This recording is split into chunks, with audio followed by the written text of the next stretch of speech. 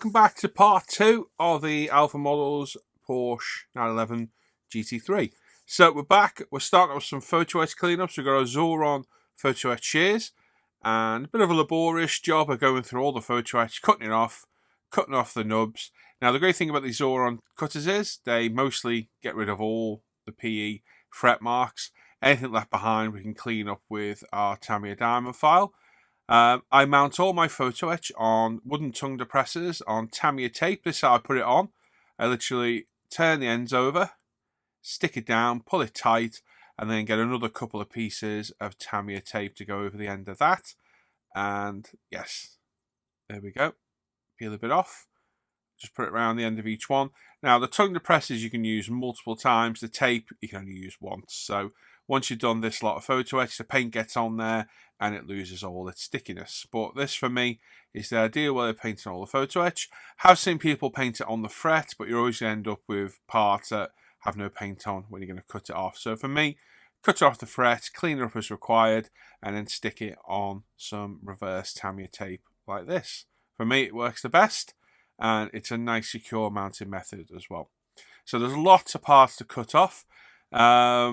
Literally virtually every part you're going to use on the bigger parts, and some of the smaller ones are mostly optional parts. You won't use them all because they tend to have multiple pieces, like the wing mirror inserts. You can often get as metal stickers in the kit, so on and so forth. But cleaning up pretty simple. Some of the photo etch is thinner than the others, so be careful. It is easily damaged and bent. Like I say, it's a bit of a boring job to do, but once it's done, it's done. So we're in the booth, all the resin is mounted, ready for paint. We've got some Mr. Surfacer 1500 black through my iWater Revolution CR3.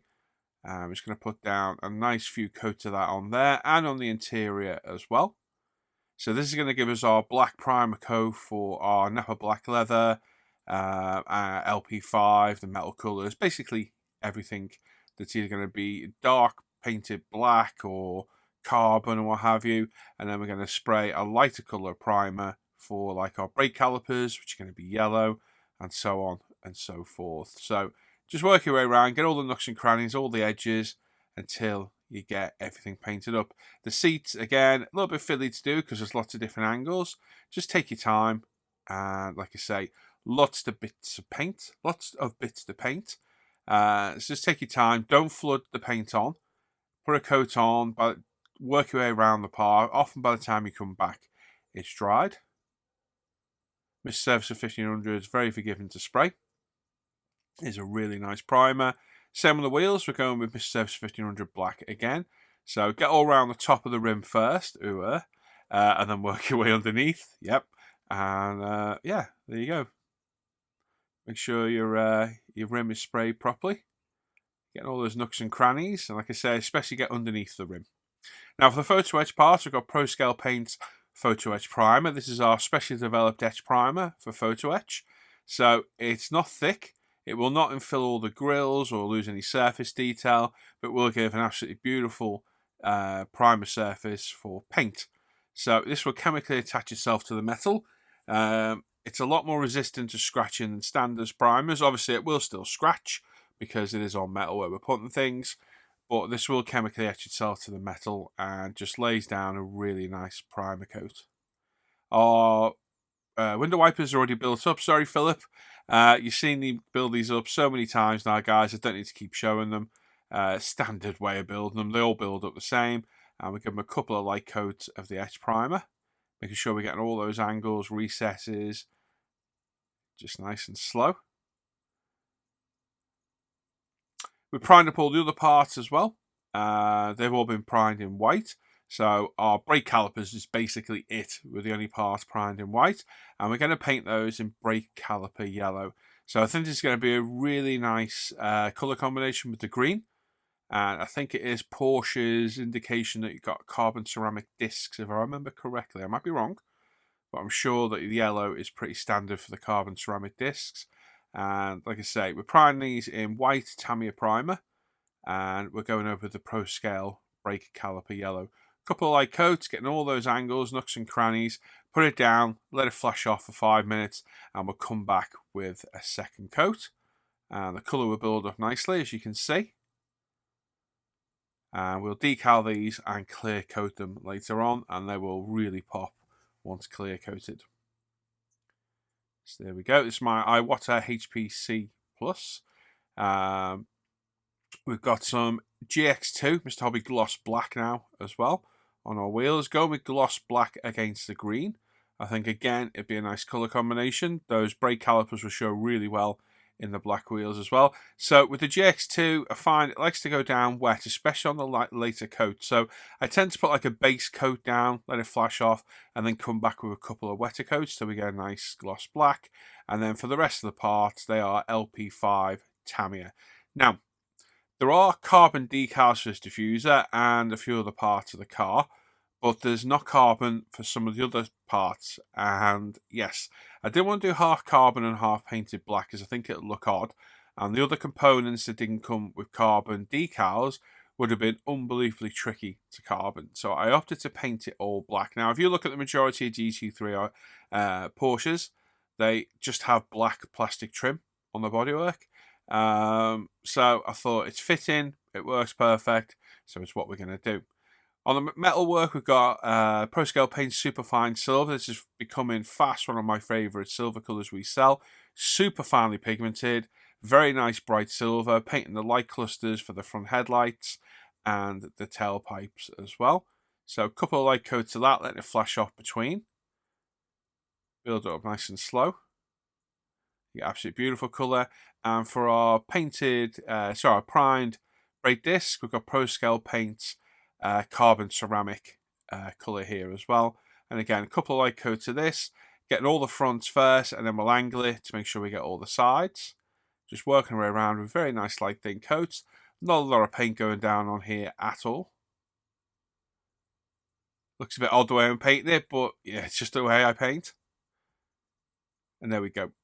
So with our calipers dry, we've got our Porsche decals to go on.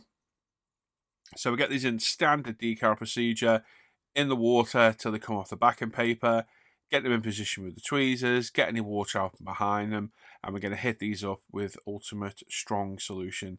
Hobby Design decals in the Alpha Models kits, because Hobby Design and Alpha Models are part of the same company.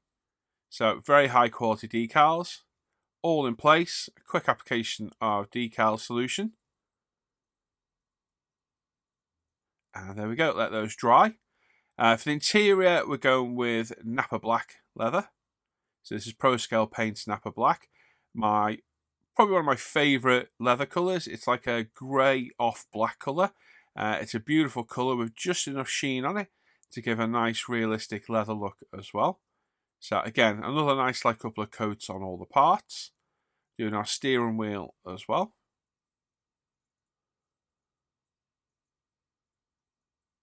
Our centre console. So again, don't hose the paint on. There's no need. You put black paint over black primer. It will cover really quickly. So there's no need to hose the paint on. Just build it up nice and slow. On parts like seats like this with the seat bolsters, the backs and everything, just make sure you're getting all those nooks and crannies and get a nice even coverage of paint all over. Now we've got some Mr. Hobby UV clear coat. We're going to thin this with Mr. Hobby leveling thinner. About 50-50. Not measured at all, just done by eye. Quick lug of thinner. And a quick swirl around in a medicine cup. Whee! There we go. Oh, and spill some of it. Don't. And we've got our HPCH again. Sorry, HPC Plus, my bad, Iwata. And we're going to clear coat our brake calipers. So we get a nice coat of clear coat down to begin with. Let that flash off for a minute or two. And then come back and we'll put 2 heavier coats down to get a nice gloss finish. So a bit more involved to use than 2K because it takes a few more coats to get that nice wet look. But looking on the wheels, we already had a nice gloss black finish. So these glossed up really quick. So yeah, sometimes you don't need 2K. I think on parts like that, a single stage clear is more than enough. Now, polishing. We've got a new technique today. We've got some actual polishing pads for my rotary tool. So this is the first time I properly use them. We've got some new polishing compounds polishes to use as well. Because we're using a rotary tool, we need some polishes and compounds with a little bit more bite to them. So we're going to go around the whole model with our Trizac 3M pads, 3000, then 6000 and 8000. Get rid of any flaws in the clear, any dust that may have landed in the clear, any imperfections, which is not many, and this will also thin out the clear coat as well. Once we're once we're finished with each sanding sponge, we'll dry it off and have a look. And if you think it needs a bit more, add a little bit more. But going through them all, keeping it wet, a little bit of furry liquid or washing up liquid in the water helps lubricate the sponge. Getting those nooks and crannies and drying it all off, we get a nice flawless finish. Now this is the set I've got. I've got it on Amazon. I shall put a picture up on screen and I'll put a link in the description down below.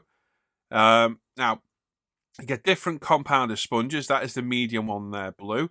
We're going on speed 2 on my battery operated drill. So there's no torque to this at all. The obligatory test on the hand. Yeah, there's no real torque to this at all. No real power. And it's perfect for this job. So we've got some Menzerner compound here. It's a 3500 compound. I've applied it by hand. And then very lightly, hardly any pressure on the tool at all, we're going to go around and polish it up. So we need to be very careful of any raised areas or any edges because this will burn through very quickly, being a powered tool. But this is by far the best polish job I've ever done. I think it's a combination of the actual sponges on the rotary tool, speeding things up, and the Menzerner compound and polish we use to polish it up as well. Now, if you're doing this by hand, I would recommend using the Ultimate polishers. They are fantastic for doing by hand. But I've been meaning to try this for a while. And here we go. I have tried this previously with the Ultimate compound and polish, and it just didn't have the bite with the rotary tool to get everything perfect. So, like I say, if you're going to do it by hand, I'd still recommend the Ultimate polishers. They are fantastic.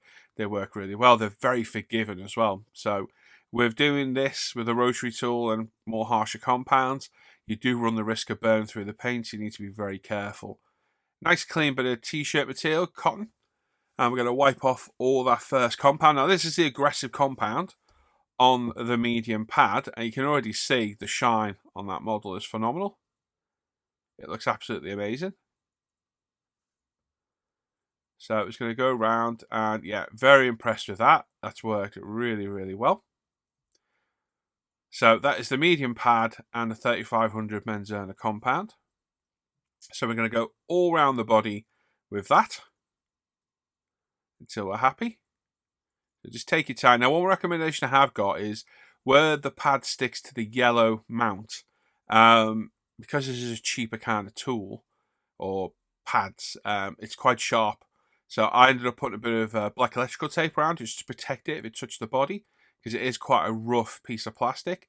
But just go around, just be wary of all the edges and anything that sticks out, because that's where the paint's inherently thinner. And don't spend too long polishing, and don't press too hard at all. You really don't need to press hard, and just work your way around the entire body, making sure that the compound doesn't run dry. And just be systematic, getting all those nooks and crannies until you're happy you've got everywhere polished up. And then we can wipe this off and move on to the actual polish from Menzerner, which I believe is 2500. They have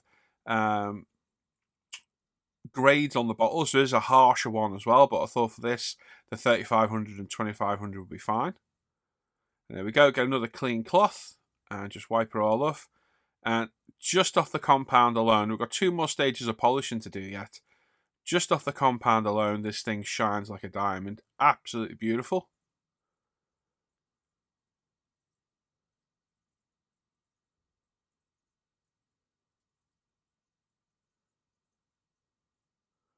Getting everywhere, nice and thorough. And like I say, that is the harsh compound. And just look at that shine already. Absolutely fantastic. It looks absolutely beautiful. Very impressed. Like I say, I have used these before, but it just didn't cut it with the UMP. So like I say, we can do it by hand. Ultimate polish is absolutely fantastic. It works absolutely brilliant. But if using this, I think you need something with a bit more bite to it. Now, I've cleaned out all the panel lines. We've got all the old compound off. I'm going to change pads. What I'm going to do is get some electrical tape. I do it off camera. You don't exactly see it, but you'll see where I put it in a second. And I'm just putting it around the rough edge of the very end of the actual polishing mount, just to protect it if it touches the car, because I came close a couple of times, and when I felt it, it's actually quite a rough finish. Now, you could sand it, you could file it, whatever, but I think the soft electrical tape just adds a little bit of protection. There you go. So yeah, there we go. There's all the compound done. And here's the polish from Menzana. Now, different colour, it's a grey colour. And again, I'm just applying it by hand. That way, hopefully we keep its spray to minimal. We've got a fine polishing pad on the battery tool now. And again, we're going to work our way around the whole model. Nice and slow. Not a lot of pressure, like I say. If you press too hard, the sponge completely flattens out. So you kind of want to let it hover. So it still touches the surface without going too crazy on the pressure. And again, just be careful of any edges. You only have a finite amount of 2K to play with. But this is so much easier than hand polishing. So much easier and quicker. And the result is absolutely phenomenal. These polish sets, the actual sponge sets are about £12 on Amazon. You get a whole multitude of different sizes. You get quite a lot for your money. Like I said, I'll put a link in the bottom. The Menzana bottles are not cheap. They're about £14 to £18 a bottle. So it's not a cheap way to go. It's a definite investment. But, use what you're happy using in the day. You don't have to go on my recommendation. A lot of people use just normal car polishes rather than compounds and get great results.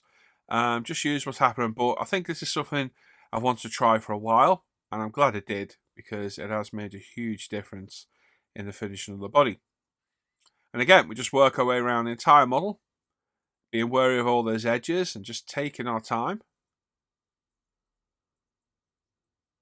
until we're happy, and then get a nice clean bit of cloth again. And we're going to wipe it all over. And again, absolutely just shining like you wouldn't believe. Absolutely beautiful. Looks phenomenal. Now, for the final stage, I'm just going to go with Autoglim Super Resin Polish. So when I was looking around at the compounds, I thought, what is a good, reliable, just polish? And Autoglim. I had a bottle of it sat there, and I thought, let's give it a go. So here we go. We've got a fresh, fine sponge on the polisher as well. I bought 2 sets of these, so I had 2 sets of each one. And again, we're just going to go around and just lightly polish. So this is probably the mildest of the polishes we've used so far. This is more of a finishing polish. And again, I'm just going to go around and polish it all up nicely. So if you're doing this by hand, I don't know how well these would work. I'm not sure. If I was going to go by hand, I'd go back to the UMP 100%. I've had great results with that over the years. It's a fantastic polishing system. But with a powered tool, I think you just need something with a little bit more bite. I think it works better with the tool. And just look at the shine on this. It's absolutely amazing. It really is. So I'm a definite convert to using those compound sponges. Yes, they make a huge difference. And as long as you're careful and take your time, I didn't burn through any paint. I didn't damage anything. And that just looks absolutely phenomenal. What a shine that's got. Now, the fun part, again, the downside to our 2K is it's nice and thin, is all your panel lines are still there. Every 2K I've used in the past has always filled the panel lines. ProScales doesn't. So you end up with polish in the panel lines. So the best way to get rid of this is to clean your airbrush out, load your airbrush up with some fresh water, and for the love of God, make sure you are putting water in there, not lacquer thinner, and just jet wash all the panels. It's an easy way to do it. I find if you go around once and soften it all up, and then go around again, it clears out everything out of there. Toothbrush is handy as well. It's actually quite fun to do this, to be honest. I always enjoy this kind of stage. I guess it's kind of like the big kid in me playing with it. But yeah, a little bit of a jet wash for all the panel lines. Gets rid of all the excess compound, polish and what have you. Yeah, get that wash out, that cleaner out of the way. And yeah, just work your way around until you're happy it's all gone. Now, like I say, you can use a toothbrush as well, or you can use a toothbrush alone. But in the past, I've finished models, put them in the shelf. The polish has taken a while to dry. I've looked back a week later and you see polish in all the panel lines. So this for me is another must-do step. All around the windows, all around the grills, just everywhere. But I have to say, the paint job on this car, the polish, absolutely fantastic. It looks absolutely beautiful. And then dry it off, just go to air and blast all the water down. Make sure you don't catch the body with the airbrush. We're pushing all the water off the top. We've got less drying to do.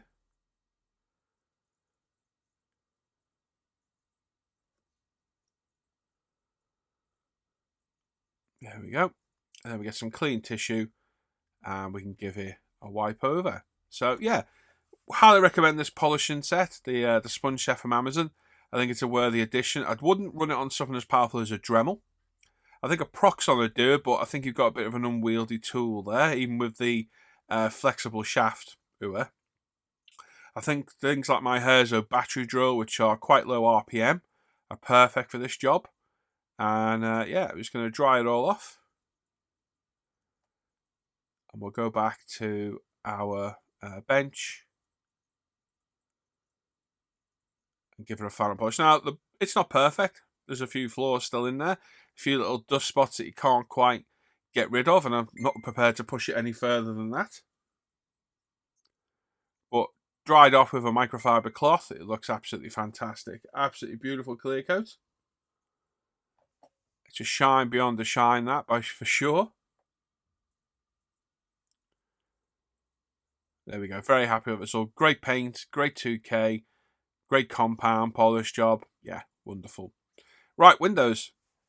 So again, another technique I've tried many times and never really liked is masking windows like this. So I see a lot of people doing this.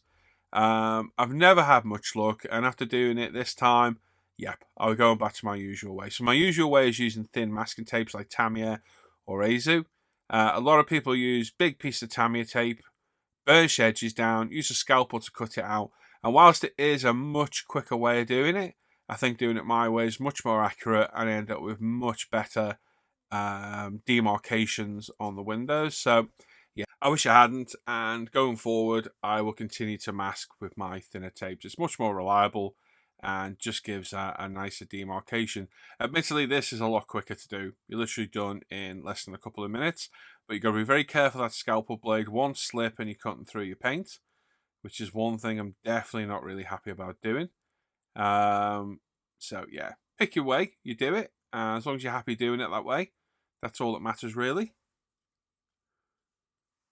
So just make sure you got a nice fresh scalpel blade in there, and make sure you follow the lines of the window, because you do not want to slip out of this and cut your paint at all.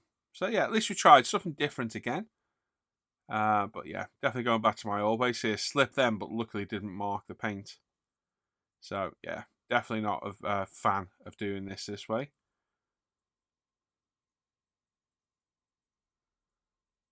Like I say, admittedly it is quicker, but I'd rather spend the time and do it properly. So if you do this, make sure you burnish all the edges back down once you cut it. And again on the front, we're going to have to do this in multiple parts. And this is where I had the problem. It's mainly around that bonnet, the back edge of the bonnet where the scuttle panel is for the window wipers. It just didn't get a nice, even, clean demarcation on it. So I had to remask it later on. But it is what it is. Like I say, there's nothing wrong with trying new methods. You'll never find the best way unless you try your own. And obviously, I've been doing this for quite some time now. And I've got my ways that I do things. My way isn't always the right way. It's just the way I prefer to do it. So if you've got your own way and you prefer doing it this way, stick with it. Wherever works best for you, works best for you. And there we go. Admittedly, it is quicker this. It is a lot quicker. Masking the windows is not always something I look forward to doing.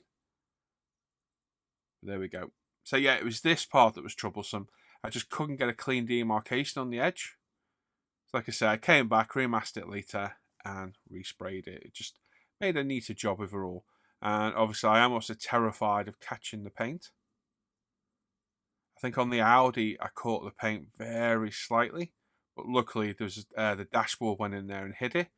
So yeah, I was a little bit actually it might have been on this. I tell a lie. I just nicked a tiny bit of paint off, but luckily it wasn't on the edge at the top, it was underneath.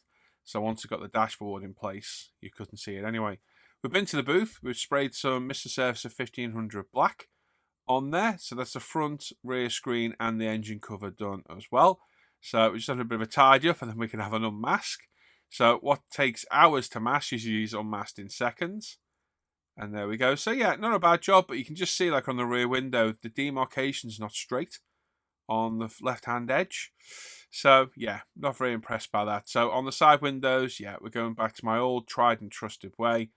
And like I say, we'll touch up some of the other areas I'm not happy with on the front and rear screen as well. I always think adding the black to the windows starts to add a bit of life to the car. It adds a little bit of depth to areas. So while it's a boring job to do, it's quite an enjoyable result to see. Because I just think it brings a bit of depth. It's like adding decals to a model. It just brings it to life a little bit more.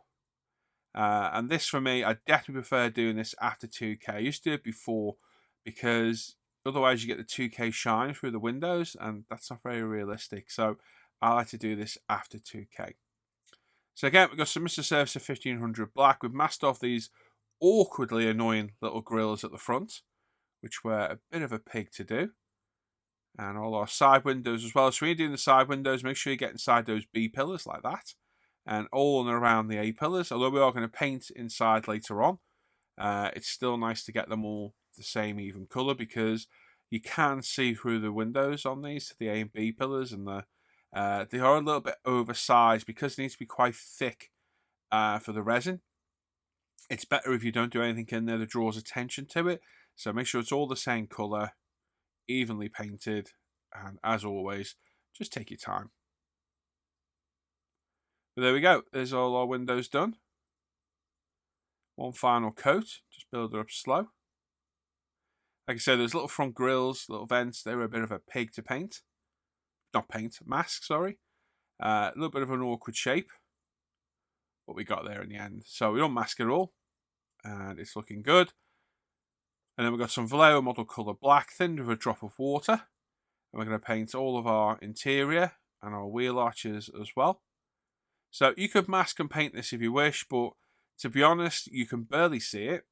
And this paint, brush paint's absolutely beautiful. And again, another stage of the build I always enjoy. I don't know why. I find it kind of relaxing. Brush paint again, it's like going back to your modelling roots. I brush paint quite a few things on the models. Obviously, you see me doing it in the builds. And it is quite enjoyable to do. It's like I said, it's going back to your modelling roots almost. Because we all started, well, most of us would have started without airbrushes. People coming into the hobby now are probably jumping straight into airbrushing more than likely. But for me, back in, oh my God, brush painting models with my dad and myself when I was a kid. I think it was more finger painting than brush painting. And then in my late teens, I did a few models as well. I didn't even paint some of those. And obviously I got back into the hobby properly in my early 20s. Well, not properly, but I got back into the hobby in my early 20s, and then back into this properly in 2010. So there's the carbon on the seats, pre-cut carbon, fits pretty much spot on. So usual decal procedure, water, get it in place, get all the water out behind. We're hitting this with UMP Strong again, just to get it all set in place. So just let the decal solution sit and work and do its job. And you can come back, cotton bud, start to burnish it down, getting around all the details and getting it set properly in place. So just be careful here. These are very good decals. I'm a big fan of hobby design decals. But once you start getting decal solutions on, it does soften the decal up. But I tend with these decals, tend to find you can actually push these quite away. A lot more than you think you can. So a little bit of heat always helps as well. Helps to help the decal conform. And one of the best tools you can use for modelling or decaling is your finger. Finger is fantastic for getting all the edges to conform, because obviously it's a nice rounded blunt tool. And you can just burnish all the edges down nice and gently until we're happy that it's in place. So yeah, relatively easy. There's plenty of other carbon bits for the seat as well. You got the behind the headrest, and then in between the holes where the harnesses would come through is all carbon. And there's a few other bits and bobs of carbon on the interior as well. So basically just follow the instructions. Looking at real life pictures of the car helps as well. It can help you visualize where these go. I think it's well worth doing. Like I say, the Ultimate Decal Solutions, by far the best decals. I will say that I am biased. One of my products I developed for UMP. They work absolutely brilliant. And there we go. Now, another favourite thing I found lately is this craft bond. Now, the only thing I would say is don't put as much as I put in there because it's way too much. You ready? Oh, yeah, a little bit too much there. A little too much dynamite there, Butch. So this craft bond is a PVA-based glue. The difference to most PVA-based glues is it comes out that tube really nice and thick. So it's got purchase to it straight away. It grabs parts. Now, you can use other PVA-based glues like Deluxe Materials Glue and Glaze. Put it in a cup for, a medicine cup or whatever for 15 minutes, let it tack up. But this stuff, it comes with its own applicator. It's got some adhesive strength to it straight away. And yes, this is become one of my favourite glues to use. And it just rubs off with a moist finger or cotton bud. Yeah, it's got enough purchase to glue parts. Obviously, if it's something that's going to take a bit of stress or someone's got a bit of spring to it, you get to use CA glue. But on parts like this on the dashboard, where they're just rested in place, this is perfect. It's great for grills and lights on the exterior as well, which you'll see later on the build. It's brilliant. Center console, a little bit more carbon on the edge of the console and around the gear shifter as well. So again, we get that in place, hit it with some UMP Strong. And then our foot pedals, we've got some PE to go in place as well. So again, with the Tamiya craft bond, just a little blob of glue on there. Like I say, try this stuff. If you have tried it, let me know what you think. I know a few people have bought it on the back of what I've been saying lately, so I'm interested to see their views on it. But for me, this is going to be making a lot of appearances in my builds because it's absolutely brilliant stuff. And again, all the little grills on the dashboard, all glued in place with it too. And unlike CA glue, which even the Bob Smiths, you can see it behind grills and what have you, this stuff, get it in place, get a moistened cotton bud, and you can just remove all the excess and it dries relatively clear as well.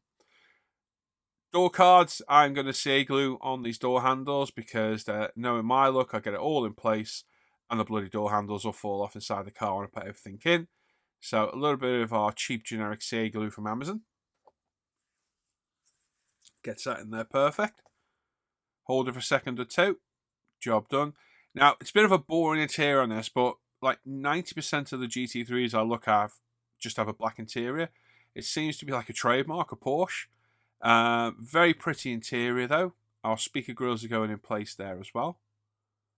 But we have got contrasting colours, the Napa black leather, the LP5 semi-gloss, the carbon, so it does break it up a bit. It's just not the most exciting interior, but yeah, what a car the GT3 is. Absolutely beautiful.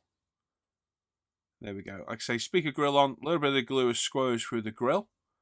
So we just get a moistened cotton bud and that will wipe right off and you won't even see it. So like I say, highly recommended this. A bit difficult to find in the UK. I got it on eBay. So just have a search around. I think I paid about £8 for a tube. But that tube will last quite a long time. And as I always say, I think if something's worth paying for, I think it's worth the extra money. Now, my wonderful flocker Hannah, yes, she's a flocker, has flocked the interior floor of the Porsche with Pro Scale black flock, looking absolutely fantastic. And we're just gluing our center console in and our seats. And yeah, looking really good. Just using our cheap generic glue from Amazon CA glue here. Get it in place. Obviously, the seats are handed, so make sure you get the seat the correct way around. Yep, there you go. Showing it to the webcam, not the film camera. Showing people in my Zoom hangout. But yeah, lovely seats. The carbon accents. Hard to see here, but the carbon looks absolutely fantastic. And then our accelerator and brake and our footrest going in place as well. Make sure everything's lined up. CA glue holding these in, so again, they don't fall out when we're putting bits in. The devil is in the detail. There's our dashboard. And our roll cage. This is a tricky little bugger to glue in place. Looks like I got it in one go there. It actually took me several attempts to CA glue it in place. And there we go. We're going to leave that there today. We'll be back for part 3 very soon. Thanks for watching today. And as always, thanks to my wonderful patrons whose names are going to flash up at the end of this video.